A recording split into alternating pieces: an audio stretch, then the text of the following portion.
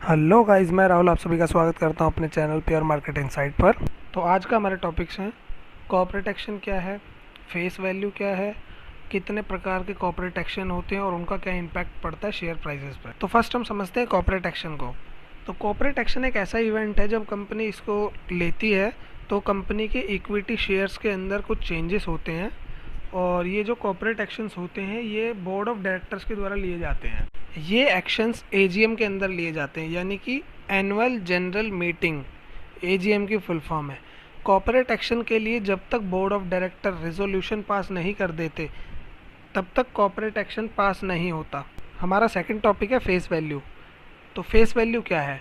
जब भी company share issue करती है तब उसकी फेस वैल्यू डिसाइड होती है। तो उसकी फेस वैल्यू प्री डिसाइडेड होती है।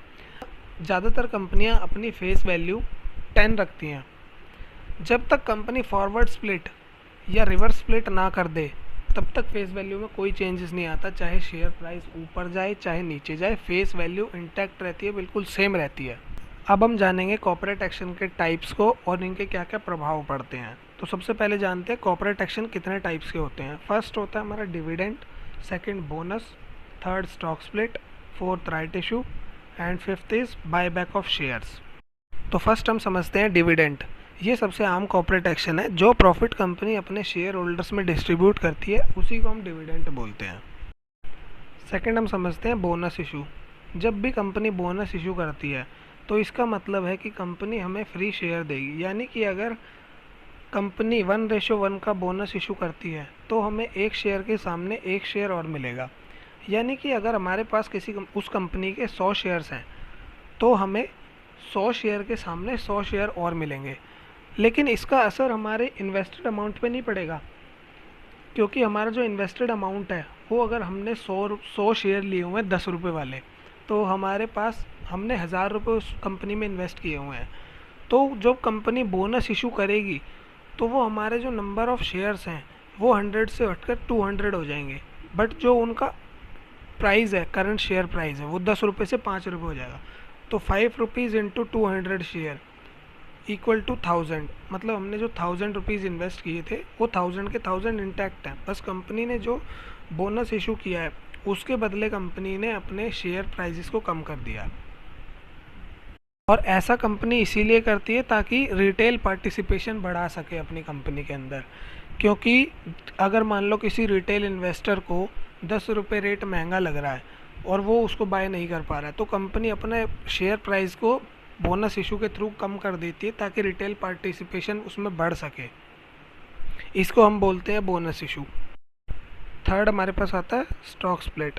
स्टॉक स्प्लिट का अर्थ है कंपनी अपने एक शेयर को मल्टीपल शेयर्स में डिवाइड कर देती है। अब ये स्टॉक स्प्लिट 1:2 का भी हो सकता है, 1:5 का भी हो सकता है। और उस स्टॉक का प्राइस अगर 500 रुपये चल रहा है बिफोर स्टॉक स्प्लिट, तो स्टॉक स्प्लिट के बाद वो शेयर का प्राइस रह जाएगा 250 रुपये। तो स्टॉक स्प्लिट का असर पड़ता है शेयर प्राइसेस पर और इसे हम बोलते हैं फॉरवर्ड स्टॉक स्प्लिट। एक आता है रिवर्स स्टॉक स्प्लिट। अब रिवर्स स्टॉक स्प्लिट क्या है? रिवर्स स्टॉक स्प्लिट है जब कंपनी को लगता है कि हमारी कंपनी के शेयर प्राइस बहुत ज़्यादा फॉल कर रहा है तो वो रिवर्स स्टॉक स्प्लिट का सहारा लेती है। रिवर्स स्टॉक स्प्लिट में क्या होता है कि कंपनी अपने शेयर प्राइस को वापस उठाने के लिए रिवर्स स्टॉक स्प्लिट करती है। रिवर्स स्टॉक स्प्लिट का मतलब है जैसे हमने कंपनी को पहले एक शेयर को हमने मल्टीपल शेयर्स में डिवाइड कर दिया था, तो जो हमने रिवर्स स्टॉक स्प्लिट में क्या होता है, जब हम मल्टीपल शेयर्स को अपने एक सिंगल शेयर की फॉर्म में ले आते हैं, मल्टीपल शेयर्स को हम सिंगल शेयर में ले आए तो उसको बोलते हैं रिवर्स स्टॉक स्प्लिट। इससे क्या होता है कि कंपनी की फेस वैल्यू भी बढ़ जाती है और शेयर प्राइस में भी पंप आ जाता है दोबारा से। अब हमें देखने में और समझने में क्या लगता है कि बोनस इशू और स्टॉक स्प्लिट दोनों सेम लगते हैं, लेकिन इन दोनों में कुछ डिफरेंस है। जैसे कि बोनस इशू में हमारे पास फेस वैल्यू जो सेम रहती है, स्टॉक स्प्लिट में फेस वैल्यू चेंज हो जाती है। बोनस इशू में हमारे पास नए शेयर अलॉट होते कंपनी के द्वारा, स्टॉक स्प्लिट में हमें नए शेयर अलॉट नहीं होते।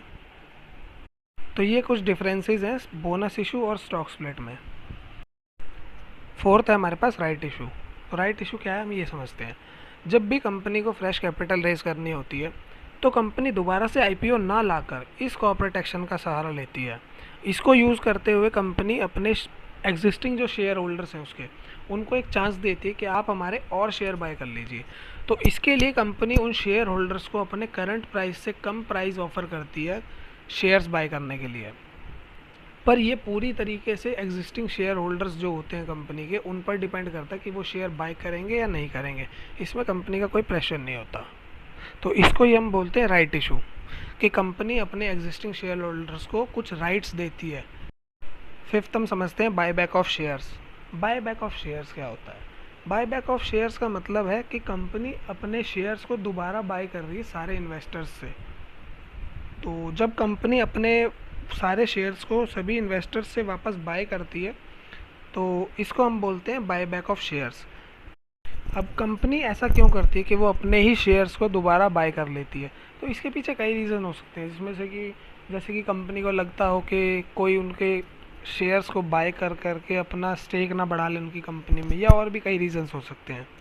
तो कई रीज़न्स के चलते कंपनी अपने शेयर्स को बाय बैक करती है।